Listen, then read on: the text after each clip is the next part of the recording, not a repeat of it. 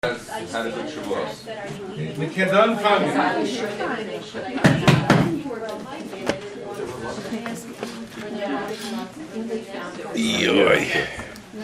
If you're going home, I 7:48. Good? We're not eating it. Yes, we do. Should I scan it? Are you going home after? By foot? Oh, you're walking? I just I choose to go by foot. You know what? Maybe I'll do it. You said your feet are bothering. Oh, yeah. My back is bothering you, so we'll be Do you have a car? 7:48. sharing one. Yeah. 7:48. Parshas Naso. Okay, we're short on time. Everyone, have a seat. Let's try to learn at least something. Did I leave the table? Page up, you have it. Page 7:48. Okay, so you go home. Are you doing a good page? A good Shavuos? No. I would go with Ella. Day 3 now. We have to choose a kid here. You're gonna go home with me then? Okay, Parshas Naso. I'm gonna ask you to keep your eye open for several threes. In other words, what we're gonna do is we're gonna go through a few threes, and then we're gonna connect them. Are you with me? Okay, so number one, the three families, the children of Levi. Okay, we have number one is, and it was referred to, you have to remember that what is occurring here is that in Parashat Bamidbar we have a description of setting the camp with the tribes. To have a successful camp, you need the core which holds it together. That's good she came. Yeah, Deep trouble. Hey, we've been in deep trouble. We were all watching. Now, We got this on tape, so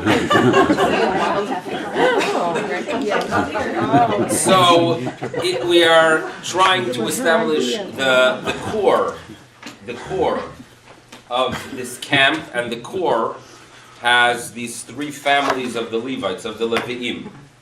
Number one is Kehas, if you want, or Kehat. Number two, Gershon. This is a family. So if you have met a Levite, if you know a Levite well, the Levite is going to be a descendant of one of these three families, either a Kehati, Gershon, or Merari. So this is on page 748. When we analyze those names, which we will do when we try to put things together, we're going to understand that the word Kehat, which appears Velo Yikahatamim, a gathering. He symbolizes a gathering, so it could be a social gathering. It symbolizes this idea of people getting together. Gershon, we'll address it in more details, but a ger is someone that has a residency that is temporary. When you want to contrast a person's permanent settlement to a temporary one, it is a yeshiva, which is being settled, vis-a-vis a ger, the ger used for the convert, but really for anyone that has a residency that is temporary. The third one of the families, so we got Gershon, we got Kehat, we got Gershon, and then we have Merari. Merari, what would be the roots there? Mar, bitterness. Now, what does that symbolize? So that's something we're going to figure out. Please keep in mind that each one of these families were designated to carry specific sections of the tabernacle as they transferred from location to location. Merari had the burden of the krashim. They were heavy. Therefore, they needed assistance from wagons. Those are the three families. Now, let's continue keeping an eye open for the threes. And on page 750, as they are establishing the camp, we are supposed to send some people out. Arois. Why are we sending some people out?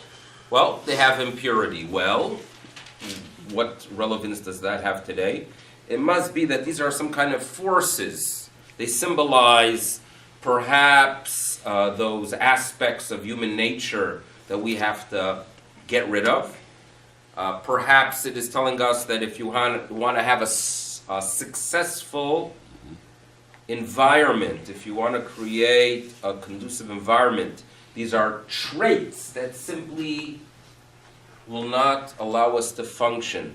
So who are the ones that are shipped out? Page 750, bottom of the page, which is chapter 5, verse 2. Tzavet b'nei Yisrael, Moshe commanded the people of Israel, the children of Israel, Ve'yishalchu min ha'machaneh, there's going to be 3. This is our second 3 today that you're going to have to remember. Number 1, the tsarua, the individual with tsara'at. Tsara'at, some kind of leprosy, which in tradition it is not just a medical condition. The Torah over and over again emphasizes, don't view it as a medical condition, but this symbolizes some significant flaws. Often, these are flaws from individuals that create social problems. So therefore, this inner trait, which is so corrupted, manifests itself externally. And a person that destroys families or destroys friendships, it's an external flaw. It is manifested externally, and therefore you ship him out. That's where he belongs. And what's interesting to note is that from these 3 flaws, this is the only one that he is sent out from the whole camp. And when I say the whole camp, you have to envision the camp with different sections of sanctity. The camp of Israel has sanctity because we have sanctity. But the inner section, which would be called the Machaneh Shechina, where you would have the tabernacle itself, is obviously the highest level of sanctity. The second level of sanctity is what's known as the Machaneh Leviah, the camp where the Levites settled around the Holy Ark. It's a level down of sanctity.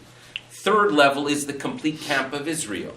The person who has this flaw that separates people, which is in essence the greatest corruption that could exist in a human being when they don't serve as a vehicle to bring people together, he's shipped out completely, right? And that's why our tradition, this emphasis that Lashon Hara is destructive, it's true, right? We all know stories of things, of information that's carried from one party to another, and it breaks down a society. So such a fellow, unfortunately, until he deals with the issue, needs to be shipped out. That's the tsarua. The next fellow, who is going to be shipped out, but only from the Levite section, the Levites who were educators, Levites were people who inspired others to take concepts that we are aware that they are quite significant and bring them into practice, make it part of our Judaism. So a person who allows temptation to take control of their life is flawed, and this is symbolized by the zav, which is some kind of discharge which relates to sexual impurity. And it symbolizes this idea, a person who simply gives into temptation. So he's a good Jew, he's still in the camp, right? People who give them temptation, right? They're human beings. God created with human beings. They're within the camp, but they cannot become a Levite. They need to be at least sent away from the camp of the Levites. That's the zav. And then you have the person who needs to be shipped out, but he's not really shipped out from anything that has a significant impact on his life. He is tameh lanefesh, meaning one who came in contact with a human corpse. He could be in the Machaneh Yisrael. He could be in the camp. He's impure. No problem with that. He could even be among the Levites. That's not really a flaw. But for whatever reason, it symbolizes something that does not give him access to the Mishkan. Okay, those are the 3s that you have to keep in mind. So you have these families, and now you have these individuals that are shipped out. Yishalchu mina machaneh. Fine. Page 752. Now we're going to keep our eye out for 3s. But these 3s are going to be sections, paragraphs, meaning not just words. So number 1 is on page 752, verse 5. Are you ready for it? Mm-hmm. Now, Vaydaber Hashem el Moshe lemor in verse 5. Now verse 6. Daber el bnei Israel, about Isha, a man or a woman, who commits ki yasu mikol chatot ha'adam, they commit any of man's sins by committing limol ma'al, by committing some kind of treachery against God. Now this is a very difficult verse. A person who commits some kind of social chatos ha'adam, but deep down the real problem is that it's treachery against God. So that individual is guilty. What on earth is it talking about? Okay, so the next verse perhaps will give us some level of clarity. What is this indeed talking about? So we are told, so you see the difficulty, treachery against God, but it is a flaw, a transgression against another person. Verse 7. V'yitvadu et chatatam, they should confess their sin. And so far, again, we have no clarity. You confess you've been around Yom Kippur, you confess a lot of things. So what is it addressing? So in verse 7 in the middle, V'heshiv et ashamo berosho, he shall return, make restitution for his guilt, and add a fifth, and give it to the one he is indebted to. So what are we talking about? So we have to go ahead and look back and figure out what kind of violations place upon you a responsibility of paying and giving a fifth, and adding a fifth. Where do we find this concept? So, theft. But theft, we find that you pay a principal and you pay double. What about the fifth? There's something unique here, right? It's not regular theft. There must be something that has a specific law that relates to a fifth. So we're told as follows. You deposit by me $1,000. Okay? You come back a few months later after your trip, and this was very much done before there were banks and saving accounts. People left funds in their mattresses or buried in their backyards.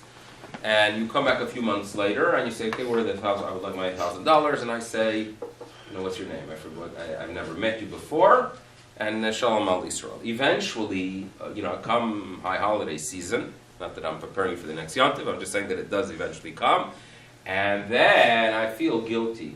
Now, by the way, when I say to you, I have no idea what you're talking about, what are you going to do? You're obviously going to go to court. They're going to take both of us, they're going to take me to court, and they're going to ask you the question, are there witnesses that the monies were deposited? You don't have witnesses. However, you could, in some circumstances, place an oath upon me that I take an oath. I make an oath indeed. And Shalom Al Yisrael, I felt that the oath, if it would have been $100, I'm not going to, violate the name of God for $100. For $1,000 already, there's something to consider there, right? And that's how we work, unfortunately. So now, come high holiday season, and suddenly I see things a little bit differently, and I want to do tshuva. So I come to you, and I'm crying my eyes out. I apologize. There was a violation against you, and there's a violation against the Almighty as well, because basically, if I am claiming that the oath, if the oath doesn't prevent me from denying facts, the existence of God is not really strong in me. If I would have an understanding that an oath is significant, the presence of God is significant, I obviously wouldn't have made such a violation. So you hear an idea here where there is a commitment, a treachery against God, but at the same time, a social issue as well. The Torah tells us, by the way, that what I have to do to pay you back is, number one, pay you back the 1,000, plus a fifth, which is actually $250. And if you're going to ask me how on earth is $250 a fifth, an accountant will work it out for you, right? It's a fifth of the total. It's a fifth of the total, correct? In Talmudic literature, whenever they talk about a fifth or a third, there are two types of fifths. There's a fifth of, 20% of 1,000, or it could be that it's a fifth of the final amount, and therefore, if I'm going to land up paying you $1,250, a fifth of that is $250. So you have to understand, this is an idea that appears often. And I bring a carbon, by the way. I bring a carbon as well. The problem is, this information that we read in verse 7 is already known. It already appears. This information already appears earlier in Torah. So why is it mentioned here? We know this. Okay? So the next verse. Where is it mentioned? It's mentioned in Vayikra, Perek Hey, Pasuk Chaf Aleph. You can look it up. If I'm not mistaken, right? You can look it up there. Perek Hey, and we're given this information where we are told, Nefesh ki techtam. I'm just going to read it. You don't have to. Umal mal b'Hashem v'kikesh v'amito b'pikadon. Right? So in such a situation, we are told that you return and you give also chomesh and you give an asham. All this information appears on page 566. So why is it shared here? So what's going to be presented in the next verse is a challenge. And the challenge is going to be, what happens if the person who was cheated moves on to the next world? The person moves on to the next world, and then I want to go ahead and pay him up, and he's no longer here. So he has continuity. What kind of continuity? He has children, or he has relatives, and the payback of the principal plus what we call the fifth can be given to family members. However, now turn to verse 8. We're into verse 8. Ve'im ein la'ish go'el. What if the man has no kinsmen, no relatives at all? Now, it could be there are no relatives, but when you're giving someone money, you always will find a relative. So how can this be? Right? Where there's a will, there's a relative. Im ein la'ish go'el la'ashiv hasham. What if there is no relative? So then you got to give it to God Almighty. And who are the representatives of God that get it? You give it to the Kohen. So this is the new piece of information that's shared here. Now, where do you find someone that has absolutely no relatives? Who are we talking about?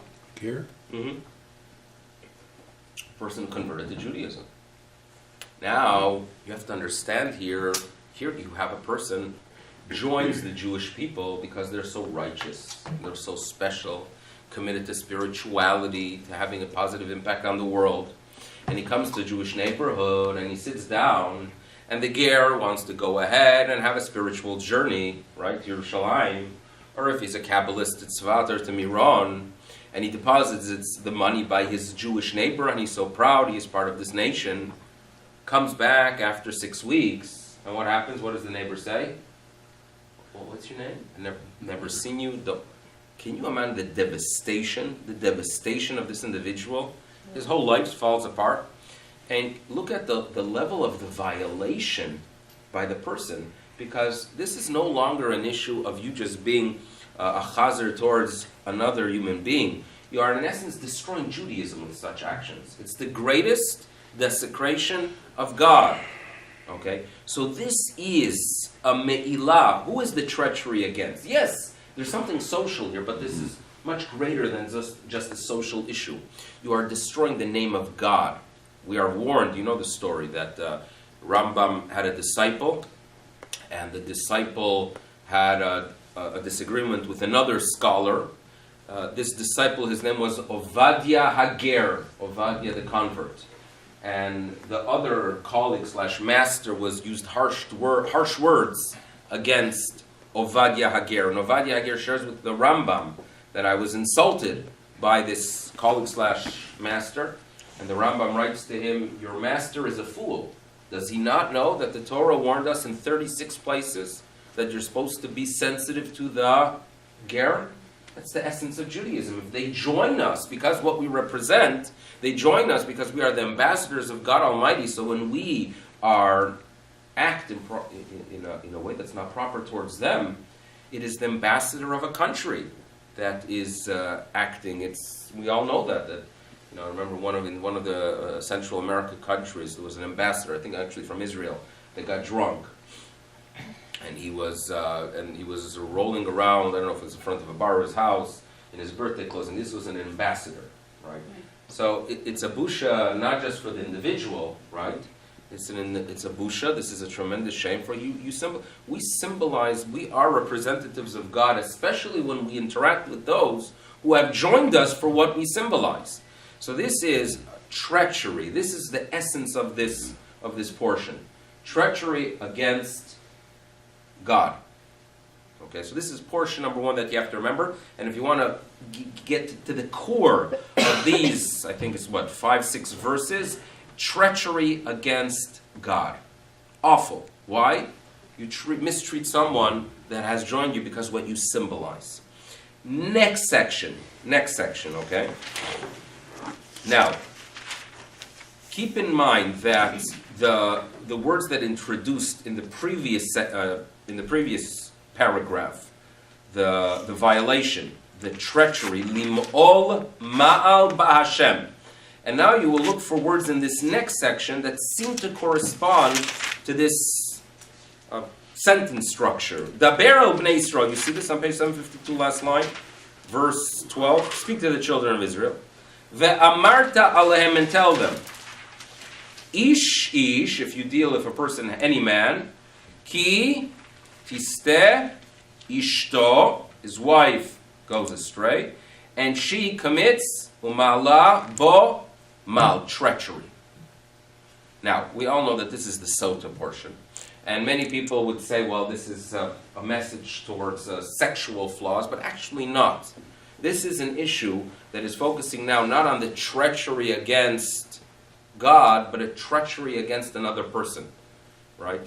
You know, there are those who, corrupt this text, and they would say that a man having an affair is not as bad as a woman having one.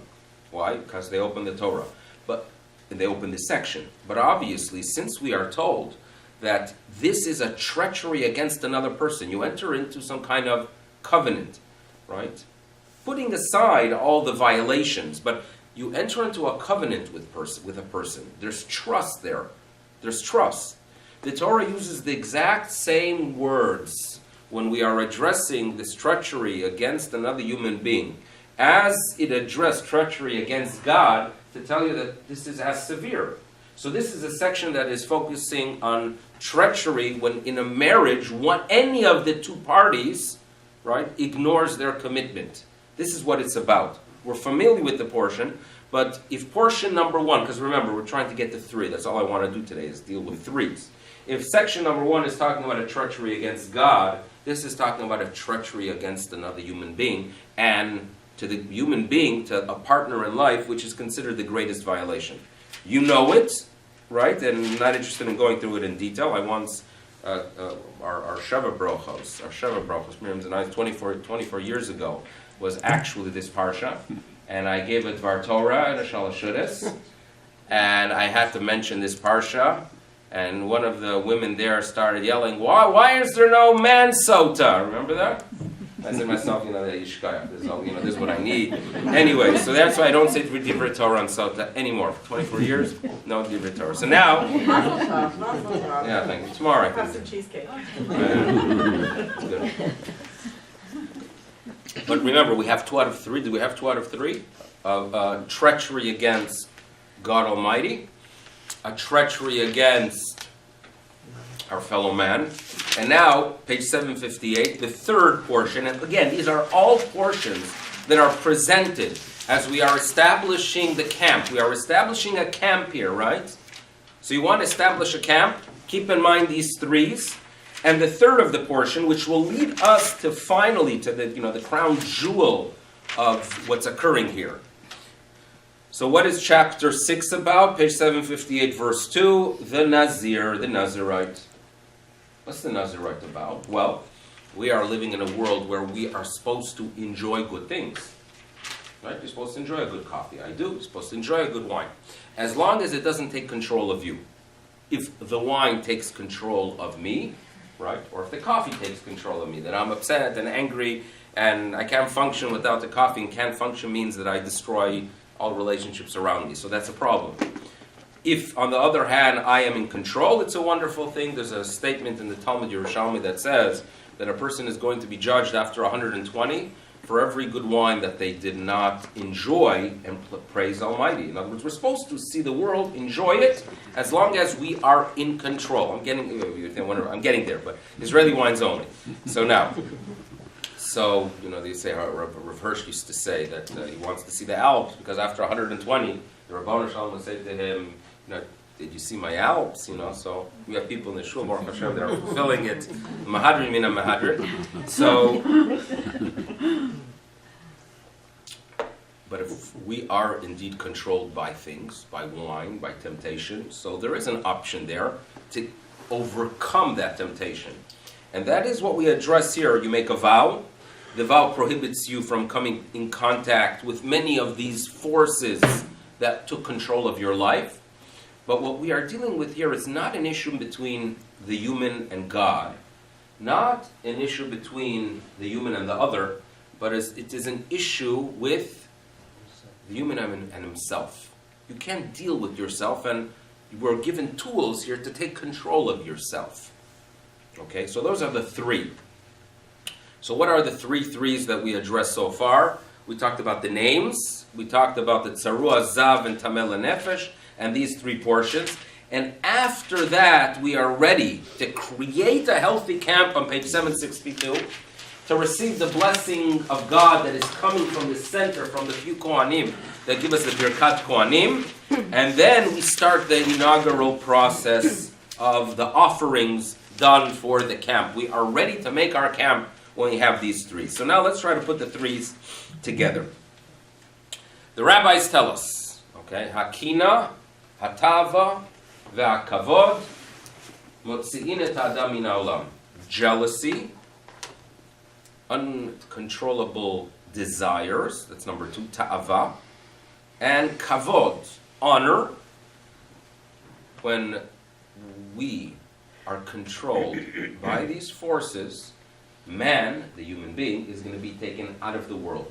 You will not function. These are forces that will destroy the human being. Jealousy, right? We need stories. I don't think we do, because we all know situations. It is quite incredible that we have, every person today, almost I would say, or at least in the societies that we try, the comforts that we have today, right? Everything's high-end, especially among the Jews. If you ever look at these religious magazines, they advertise everything high-end. There's nothing low-end for us. Maybe you shouldn't be on tape. But, there's something about it that we are like kings. The quality of our food, right? Things are fresh. And there is no question, we would put ourselves as an individual in the shtetl 250 years ago with electricity, right? Heat, air conditioning, right? It is quite incredible what we have, right? A phone, right? Now, it's amazing. I have a phone, and if I would be in the shtetl 250 years ago, I wouldn't be able to communicate with anyone because there are no towers. But the idea is that I have an incredible amount of comfort. But what happens is that I take my phone, and I'm sitting next to someone that has an iPhone 7, if there is such a thing by now. There's not yet, but there will be. And I'm sitting there with a phone that's Nebuchadnezzar, right?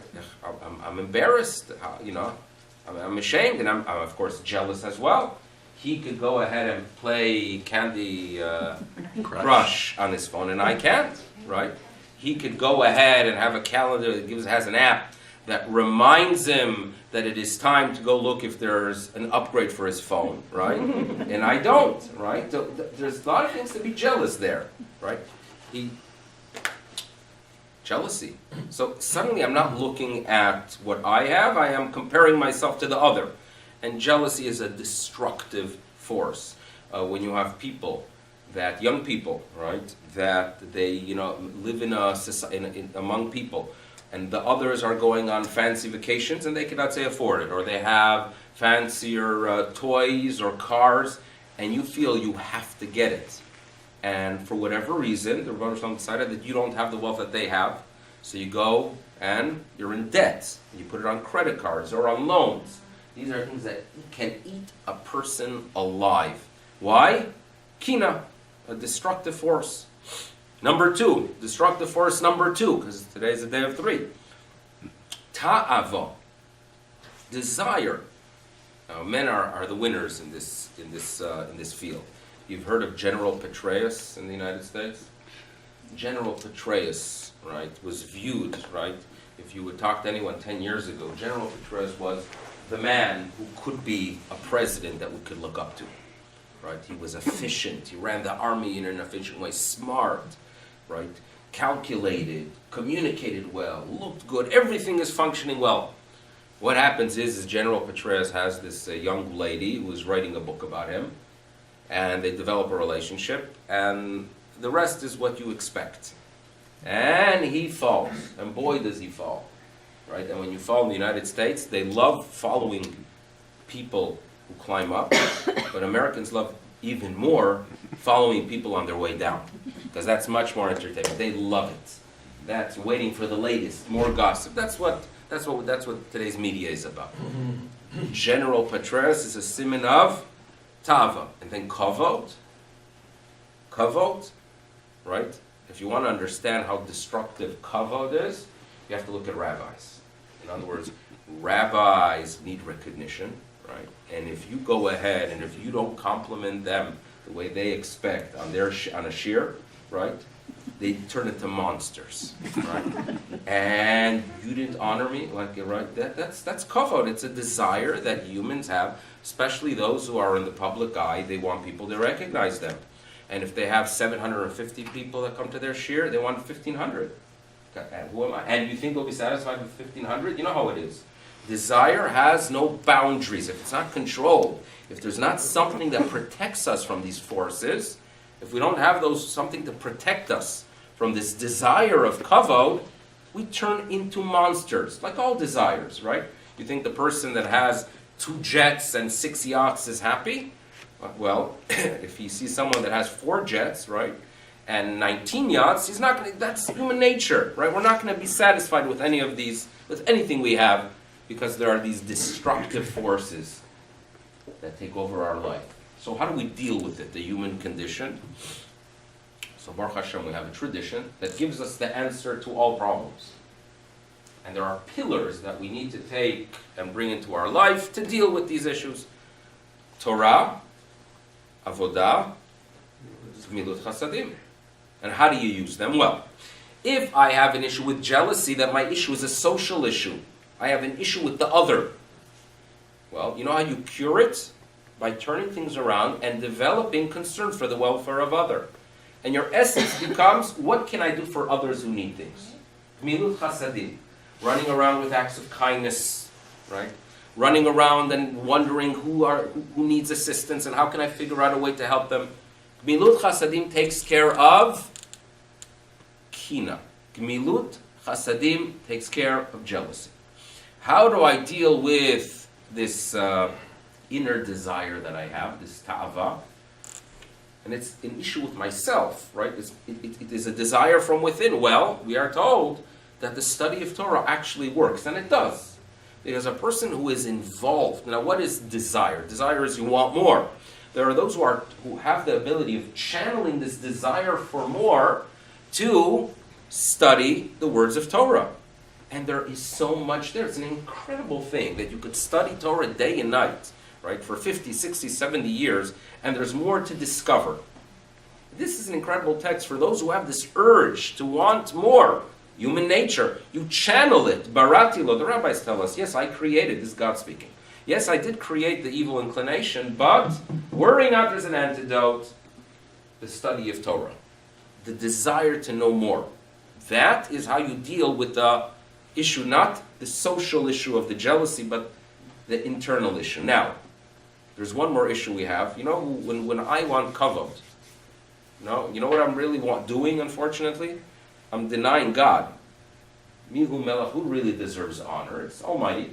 When I want to go ahead and get the honor, the problem is I'm pushing God aside. Right? I want to be the one who is praised. Right? I mentioned the story. There's an issue that exists in Israel with these quote-unquote Kabbalists. They give out blessings and they get a lot of honor. And I always say that if you meet someone spiritual and their message is be committed to God, that's a good person. If you meet someone spiritual and their message is be committed to me, run away. Right? But there is indeed something very tempting that when others think you have superpowers. And I mentioned I got honored once by the Sephardim as a sandik. Right, and after the bris, there's this line that's formed because they have a tradition that the sandik could give blessings, and they form a line, and they're waiting there for my blessings. So the first 2, 3, I think this is ridiculous, right? What do you want from me? I just held a baby. Thank God everything went well, and the bris went well, and he didn't make anything wet that he wasn't supposed to. That's what I'm thinking. You want my blessings? But by the 3rd, 4th person, I started liking it, right? I got the power here. I'm godlike. And I was waiting for the line to increase. I was waiting for all of Bathurst to join the line because, I have the power today. That's kavod. That is kavod. We deal with kavod with recognizing that we are not in control. We have prayers that take care of it. When I pray to God and I say, listen, everything is from you. I'm doing my part, but it is from you. That is how I deal with this issue of me trying to push God out of the picture. It's me. So, if we look at the 3s in this week's portion, we actually realize that they are corresponding because we are trying to create a camp. And what we are told is number 1, there is a family called Kehat. Kehat means, lo yikahatamim, getting people together. The first message of the core of a community, the core of a camp, is to have educators that remind you the fact that people have to be together. You have to be concerned for the others. You have to have the ability of bringing people together. And that can only be done when you are concerned about others. A person that walks around thinking only about themselves, people just separate themselves as such beings. If those who are concerned about the welfare of others are indeed kehat people, that's number 1. Number 2, a way of dealing with this desire for honor, a way of dealing with this force that believes I am it, I am everything, is by reminding ourselves at times that we're not here forever. We're not these entities that are around forever. If you ever read Borchi Nafshi, which we say or we run through on Rosh Chodesh, it talks about the cycle of life, and it talks about the fact that eventually we return to the soil. And then we are told in the next verse, Yehi kevod Hashem le'olam, Yismach Hashem b'masav, meaning honor. We're not. If we get a little bit of honor, it's not real. It's not long term. We're not going to live forever. Where does the honor go? When you recognize that you are here on a temporary basis, that is the force. That knowledge will assist you in dealing with this tempting force that I have to deal with, called kavod, because the kavod goes, Yi kavod Hashem l'olam, goes to God. And therefore, the second family that reminds us, that teaches us to deal with the issue of kavod is the Gershon family. Fine? Now, by the way, the Torah, the study of Torah, to really comprehend it all, people that really invest in the knowledge of Torah, the rabbis tell us it is compared to something bitter. It leaves the sweetness. But Torah itself, people who really understand it, and there are other fields as well that people will tell you that to really comprehend, people that went through medical school, but we're talking now about the knowledge of Torah. There are people that invest 18 hours a day in figuring out very complex issues. And it could be very bitter. But that's how we have the Eitz Chaim alive, and this is symbolized. Remember, we have to find the force, we have to find a family that symbolizes this idea that we can only build a community if you have the tools to overcome the struggle, the temptation from within, the ta'ava.